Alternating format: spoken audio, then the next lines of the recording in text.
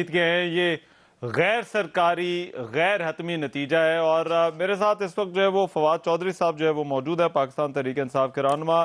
फवाद चौधरी साहब, आपसे जब पहले बात हुई थी तो आपने कहा था ये 15 से 16 नशिस्तों वाली बात आपने जो है वो उस वक्त भी जो है वो की थी कि आपके लोग जो है वो आपके कैंडिडेट जो है वो आगे हैं। अब एक्सपेक्टेड, जाहिर बात है नून लीग के लिए तो बहुत अनएक्सपेक्टेड है, लेकिन आपके लिए ये मुतवक्के नतायज हैं?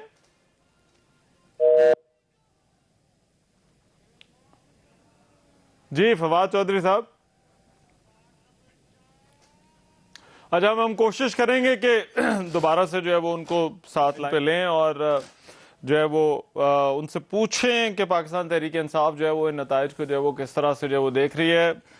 इलियास, ये साहिवाल वाली नशिस्त का भी नतीजा अब आ गया है और ये जहरी बात है, ये तो वस्ती पंजाब नून लीग जो है वो इनको अपना ट्रेडिशनल जो है वो होम ग्राउंड जो है वो इन शहरों को, इन नशिस्तों को जो है वो मानती है। इलियास, अभी मैं इधर आपके पास आता हूँ, लेकिन फवाद चौधरी साहब अभी फिर आ गए। जी फवाद चौधरी साहब, आवाज आ रही है आपको? थोड़ी 5 मिनट 2 मिनट बात करो। अच्छा, फवाद चौधरी साहब जो है वो मेरा ख्याल है कि मसरूफ है, तो उनके पास जाएंगे। जी इलियास, ये जो साहिवाल वाला भी नतीजा अब आया, तो मेरा ख्याल है अब ये मोर और लेस लग रहा है यही है कि जितने भी नताइज आ रहे हैं नून लीग बहुत कम हलकों के ऊपर जो है वो आगे। तो आपको क्या लगता है कि यहाँ पर भी जो है वो ये बयानिया जो है वो जीत गया है और जिस तरह से इलेक्शन लड़ा जाता है ट्रेडिशनली, वो चीजें जो है वो पीछे रह गई? देखिए रहमान, यहाँ भी नुमान लंगड़ियाल को इनकी जगह खड़ा किया था, ये भी मुनहरफ थे और तभी तो इनको दोबारा इलेक्शन टिकट दी गई। इनको पीटीआई में थे ये और उधर से इलेक्शन जीते थे, लेकिन इस वजह से इनको हल्के में बड़े मुश्किल था इलेक्शन लड़ना। लेकिन ये कहा जा रहा था कि नून लीग की जानब से इनको वोट बैंक दोबारा इनका बन गया है और ये जीत जाएंगे। लेकिन ये देख लें, फिर भी ये इलेक्शन में एक टफ मुकाबला था। पहले नुमान लंगड़ियाल जो 10-15 पोलिंग स्टेशन के जो रिजल्ट्स आए उनमें इनको बरतरी हासिल थी, लेकिन बाद में जो रिजल्ट्स आए उसमें इनको शिकस्त हुई है और इनके मुकाबले में जो पीटीआई के उम्मीदवार हैं वो जीत गए। तो ये भी ये सूरत हाल है। जो बाकी भी रिजल्ट्स वगैरह आ रहे हैं, जी बाकी भी जो रिजल्ट्स आ रहे हैं वो भी देख लें। इन्होंने मुनर्रफ अरकान को टिकट्स दी थी, तो उसका यही रिजल्ट आ रहा है, क्योंकि पीटीआई तो इनके खिलाफ थी, तो नून लीग के जो वोटर था वो भी इसमें थोड़ा सा इनको नहीं वोट दे रहा था। ये भी एक बहुत बड़ी बात थी कि जिसकी वजह से ये पता चल रहा था, लोग नाराज़ थे कि हमारे अपने वर्कर्स को देना चाहिए टिकट और ताकि उनको आगे आना चाहिए। लेकिन उन्होंने कहा ये स्ट्रैटेजी थी कि जी इनको इस वक्ती तौर पर। लेकिन दूसरा जो है एंगल, आपको पता है कि महंगाई की वजह से भी बहुत लोग तंग थे, तो कि ये तमाम जो सूरत हाल है इसकी वजह से। और लेकिन जो अब रिजल्ट्स आ रहे हैं तो वो देख लें कि जो नून लीग वाले कर रहे थे कि जनूबी पंजाब में भी इनको काफी। आपके पास आता हूँ, नून लीग के रहनुमा मोहम्मद जुबैर साहब इस वक्त हमारे साथ मौजूद हैं। जुबैर साहब, बहुत शुक्रिया आपके वक्त का। गैर मुतवक्के है मुस्लिम लीग नून के लिए ये जो नताइज आए हैं? देखें, अभी ये कबल अज़ वक्त है रिजल्ट पर इस तरह से कमेंट करना कि जी क्या रिजल्ट है या क्या। फाइनल जब काउंट हो जाएगा और उस वक्त तक उसके बाद जब हम बैठेंगे तो उस वक्त हम तज्जिया करेंगे कि क्या सही हुआ है क्या नहीं हुआ। ठीक है। और हम कहाँ खड़े हैं पंजाब के हवाले से, सेंटर के हवाले से एंड ओवरऑल पॉलिटिकल उसके हवाले से। जो रिजल्ट आ गए हैं जैन का, जिस तरह शाह महमूद के बेटे का, तो जाहिर सी बात है वो जीत गया, तो उसको हम कैसे डिनाई कर सकते हैं। एक मेरा ख्याल है डेरा गाजी खान का रिजल्ट आ गया, वो भी जीत गए हैं, वो पीटीआई के कैंडिडेट। तो लेट्स वेट एंड सी कि क्या होता है क्या नहीं होता। अच्छा, मगर जुबैर साहब एक चीज है कि जाहिर बात है नून लीग स्ट्रगल तो कर रही है और चले वो फातमी नतायज आ जाते हैं, बट आपके ख्याल में ये स्ट्रगल करने की, और मलिक अहमद साहब तो वो आकर कह चुके हैं कि हम अपनी शिकस्त तस्लीम करते हैं। अगर मलिक अहमद ने क्या कहा है, इसकी आपको फैक्टर्स आपको क्या लगते हैं इसके पीछे? फैक्टर्स देखें, मल्टीपल फैक्टर्स होते हैं। कोई भी इलेक्शन होता है उसमें इकोनॉमी एक बहुत बड़ा रोल होता है उसका, कि अवाम के लेवल पर वो कितना मुश्किलात से गुजर रहे हैं, महंगाई के हवाले से, बेरोजगारी के हवाले से, गुर्बत के हवाले से। ये बड़े इंपॉर्टेंट फैक्टर्स होते हैं। फिर एक यानिया एक होता है, हमेशा होता है कि जी पीटीआई ने जो बनाया था कि जी वो मजलूम है और उसके साथ बड़ी ज्यादती हुई है, वो भी एक फैक्टर है। फिर एक तीसरा फैक्टर ये भी है कि जिन लोगों को टिकट्स मिले थे उसमें इंटरनली काफी कंसर्न भी था पीएमएलएन के अंदर। तो ओवरऑल ठीक है, हम एक्सेप्ट कर देंगे रिजल्ट्स को, जो भी आएगा फाइनल काउंट मगर आएगा। सर कुछ तो मैंने पहले भी बड़े कहा था सवाल भी हैं जुबैर साहब। जाहिर बात है नून लीग अब जब बैठ के सोचेगी, उसको उनका फैसला करना है कि हुकूमत लेनी चाहिए। और मुझे मालूम है आपकी पार्टी में बहुत सारे लोग होंगे जो आज ये कहेंगे कि देखा हमने आपको बताया था ना, वो जो टोल्ड यू सो मोमेंट होता है। तो वो आपको लगता है कि नून लीग को आज बैठ के उन सवालों के बारे में भी फैसला करना है कि हुकूमत लेनी चाहिए थी, नहीं लेनी चाहिए थी? अगर नहीं, वो जाहिर सी बात है, बड़ी देखें जो एक अच्छी पॉलिटिकल पार्टी होती है और जो कि पाकिस्तान मुस्लिम लीग नवाज है, वो इसको बहुत इसकी प्रॉपर एनालिसिस करेगी और उसमें तमाम पहलुओं से उसका जायजा लेगी कि व्हाट वाज इट, जो लोगों ने इस तरह से वोटिंग पैटर्न रहा है, ट्रेंड इस तरह से रहा है, अगर ऐसी ट्रेंड रहता है जब तक खत्मी रिजल्ट नहीं आते हैं, तो वो जब वो करेंगे तो देखेंगे। उसके बाद वो जो आप कह रहे हैं कि हर वक्त और होना भी चाहिए, मुख्तलिफ राय होती है, ओपिनियन होते हैं, पहले भी थे आई टोल्ड यू सो वाला जो आपने बात की है, अब भी होगा कि इसको आगे कैसे लेके जाना चाहिए। If we can pick up the pieces now, तो मेरा ख्याल है फिर कोई दो राय नहीं है कि पाकिस्तान मुस्लिम लीग नवाज बाउंस बैक करेगी इंशाल्लाह, जब भी अवाम के पास जाने का मौका मिले। अच्छा, अभी मरीम नवाज साहबा ने भी ट्वीट किया और उन्होंने भी, जाहिर बात है, उन्होंने अब कह दिया है कि हाँ वो उनको शिकस्त हुई है। मगर जुबैर साहब, ये जो इलेक्शन स्ट्रेटजी थी, हम पीएमएलएन, हम जो सारा दिन यहाँ पर बैठे बात करते रहे वो यही कि पीएमएलएन जिस तरह से इलेक्शन लड़ती है ये उसकी एक स्ट्रेंथ थी। और पीटीआई के बारे में कहा जाता है कि ठीक है सोशल मीडिया पर वो बड़ा जो है वो एक्टिव है, लेकिन ऑन ग्राउंड चीज़ें जो है वो मुख्तलिफ हैं। तो आपको लगता है, आप क्योंकि इन चीज़ों के साथ बड़ा आपका करीबी ताल्लुक है, कि इलेक्शन किस तरह से लड़ना है, तो पीएमएलएन अब रीथिंक करेगी कि पंजाब का इलेक्शन जो है उसको लड़ने का तरीका भी जो है वो मुस्लिम लीग नून को बदलना होगा? देखिए, मैं तो वो एक्चुअल इलेक्टोरल प्रोसेस में पंजाब के लेवल पर बिल्कुल भी नहीं इन्वॉल्व था, मतलब 1% भी नहीं इन्वॉल्व था। मतलब जनरली ऐसे दो चार चीजें आपको पता है, लेकिन बिल्कुल आपने सही कहा कि पीएमएलएन वो इसलिए कहते थे और उसकी वजह भी थी कि सन 88 से पीएमएलएन सियासत के मैदान में है और खासतौर पर पंजाब में हमेशा हर इलेक्शन उसने जीता है। तो बड़ी वेल ऑयल्ड एक मशीन थी, इलेक्शन से पहले क्या करना है, टिकट सिलेक्शन में क्या करना है, इलेक्शन डे पर किस तरह से, बिकॉज इलेक्शन डे बड़ा इंपॉर्टेंट होता है कि वोटर को बाहर कैसे लेके आना है, उनके लिए किस तरह से सहूलत पैदा करनी है कि उनको बगैर मुश्किल के वोट डलवाया जा सके। तो ये सारी चीजें जो है ना बड़ी मेरा ख्याल है अहमियत की हामिल हैं। और पीएमएलएन, मैं और ये कह भी नहीं सकते कि जी पीएमएलएन अभी मिस कर गया, कोई पॉइंट हो सकता है मिस कर गया, but I am no one.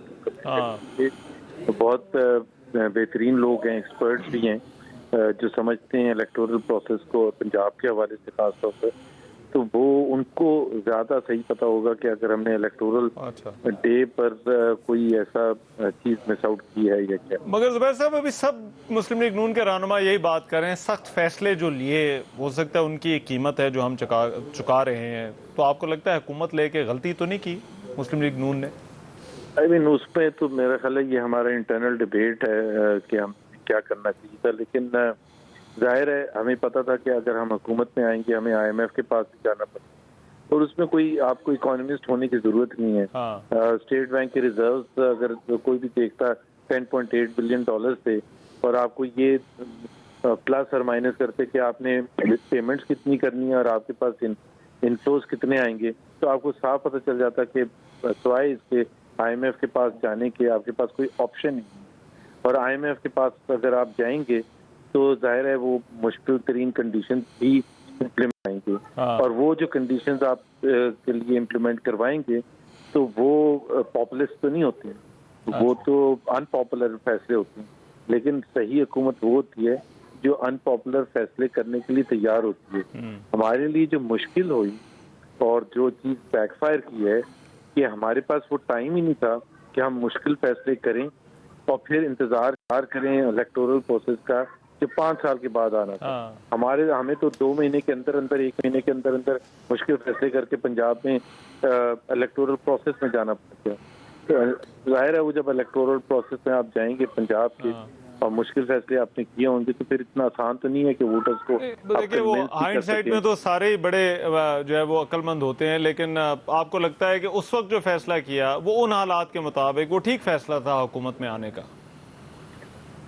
मैं उस पर अभी कमेंट नहीं करूँगा। अच्छा ठीक है जुबैर साहब, बहुत शुक्रिया हमारे साथ थे। और मुस्लिम लीग नून की अब जो सदर है मरीम नवाज, उनकी ट्वीट है मेरे सामने और उन्होंने कहा है कि मुस्लिम लीग नून को खुले दिल से नताइज तस्लीम करने चाहिए, अवाम के फैसले के सामने सर झुकाना चाहिए, सियासत में हार जीत होती रहती है, दिल बड़ा करना चाहिए, जहाँ जहाँ कमज़ोरियाँ हैं उनकी निशानदेही करके उन्हें दूर करने के लिए मेहनत करनी चाहिए, इंशाल्लाह खैर होगी। ये मरीम नवाज साहिबा की ट्वीट है।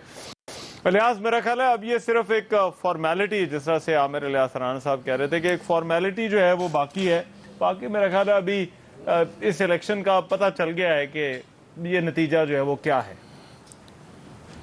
ये रहमान, इसके लिए ना इनको ये तो यहाँ तो देखना चाहिए था कि अब अच्छा इलियास 1 मिनट रुक जाइए, फवाद चौधरी साहब अब आ गए हैं साथ। चौधरी साहब आवाज आ रही है आपको?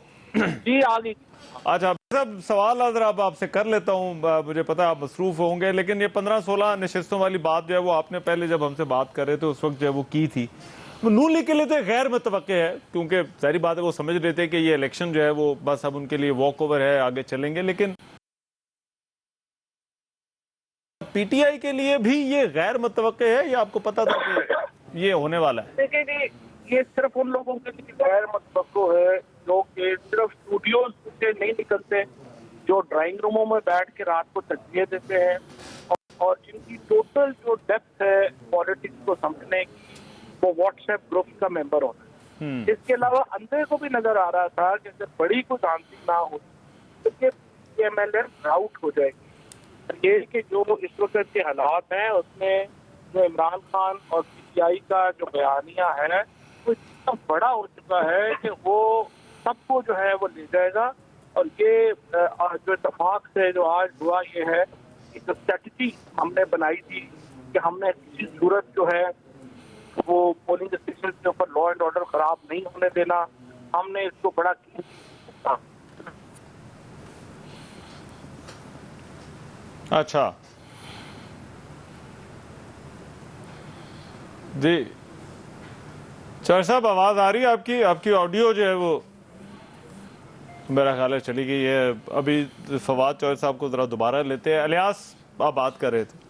अब तो देखें रहमान, इनके लिए है कि पंजाब में अगर इनकी नशिस्तें ज़्यादा हो जाती हैं तो ये पंजाब में हुकूमत साजी करते हैं कि क्या करते हैं, इसके लिए देख लें, क्योंकि इनका तो तय पाया हुआ है PMLN का, इनके साथ PTI का और क्यू लीग का कि ये चौधरी परवेज अब इधर जो इलेक्शन हो रहे हैं 22 तारीख को वही इलेक्शन लड़के आएंगे और वज़ीर आला मुंतखब होंगे। तो ये पंजाब में जो एक इन्होंने हुकूमत साजी की हुई थी उसके बाद देखें क्या अगला जो लाहे अमल स्टार्ट होता है 22 तारीख को क्या होता है। पहले तो ये बड़े फॉरवर्ड आ रहे थे PMLN वाले, क्योंकि इनको बर्तरी हासिल थी और ये सारा चल रहे थे। अब देखेंगे कि क्या सूरत हाल होती है, पंजाब को किस तरह चलाया जा सकता है, क्योंकि ये डिफरेंस बहुत कम ही होगा इनके उम्मीदवार जो हैं अरकान का, फासला कम होगा या फिर इसके बाद फिर एक जोड़ तोड़ का अमल शुरू होगा। जो आज़ाद अरकान होंगे उनको लेके आने की कोशिश करेंगे, तो ये सारी सूरत हाल पैदा होगी। लेकिन ये जो इस वक्त जो इलेक्शन है इसके बाद देखना है कि फेडरल PMLN वाले आप अपनी गवर्नमेंट रखते हैं कि नहीं रखते, क्योंकि अब जो सूरत हाल है पहले से डिफरेंट है। अब देखते हैं कि क्या इत्तेहादी आपस में बैठ के क्या फैसला करते हैं, क्या लाहे अमल तय करते हैं कि वो इस गवर्नमेंट को बरकरार रखेंगे या जनरल इलेक्शन में जाना चाहते हैं। इलियास, ये PMLN के लिए नताए तो बड़े हैरान कुन होंगे। हैरान कुन मैं जो जिस चीज़ का बार बार हवाला दे रहा हूँ कि मुस्लिम लीग नून ये समझ रही थी कि वो 19-20 का फ़र्क जो है वो हो सकता है, लेकिन ये इतना ज़्यादा फ़र्क जो है और इस तरह से जो है वो उनके खिलाफ वोट पड़ जाएगा, ये शायद बड़ा ही गैर मुतवक्किल है उनकी क़यादत के लिए भी। ये ज़्यादा से ज़्यादा इन्होंने सोचा था कि मुस्लिम लीग नून को 11 इलियास 1 मिनट दीजिएगा जी। फवाद चौधरी साहब आप बात कर रहे थे गए फवाद चौधरी साहब, वो दरमियान में आपकी ऑडियो चली गई थी कि मुतवक्के नताइज है, गैर मुतवक्के नताइज है। प्लीज अच्छा, कंटिन्यू। पहले तो मैं कह रहा था 4 पैसे लगवा के अपनी चीज करवा दो।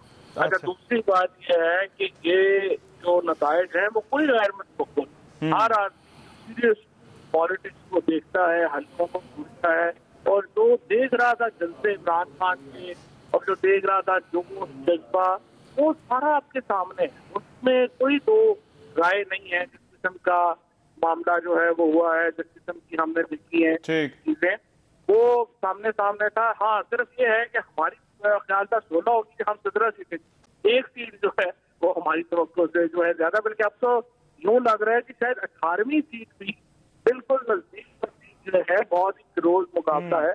तो शायद हम 18वीं सीट है, लेकिन 17 तो तकरीबन अब कंफर्म हो। अच्छा, ठीक है, राइट। बहुत शुक्रिया फवाद चौधरी साहब।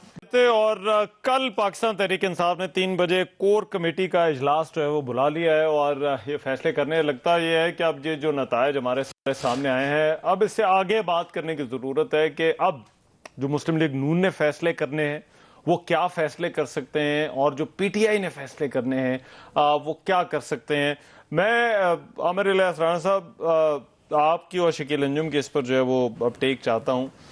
ये यहाँ से आगे आपको क्या लगता है नून लीग क्या फैसला करेगी? क्योंकि असद उमर और बाकी लोग कह रहे हैं 2 चीज़ें हैं। एक तो वो कह रहे हैं कि 22 की तो फॉर्मेलिटी है, क्या नून लीग के पास अभी भी जो है वो कोई ऑप्शन है? और दूसरा ये कि जो लंदन बैठे हैं मियाँ नवाज शरीफ, जो बाकी क्या, वो क्या सोच रही है?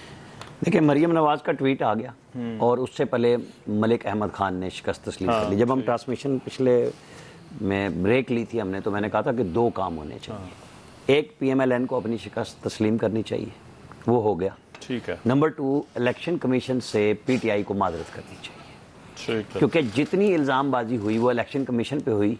और अब असद उमर ने बड़ी प्रेस कॉन्फ्रेंस की, ठीक है जीत की प्रेस कॉन्फ्रेंस है, लेकिन उनको भी ये बात, लेकिन जाहिर है कि वो अपने लीडर से पूछ के करेंगे, जिसकी कोर कमेटी की मीटिंग कल 3 बजे है। ठीक है। अच्छा, अब एक सवाल हुआ परवेज़ इलाही वज़ीर आला, उन्होंने उस पर कहा कि फैसले कल कोर कमेटी करेगी।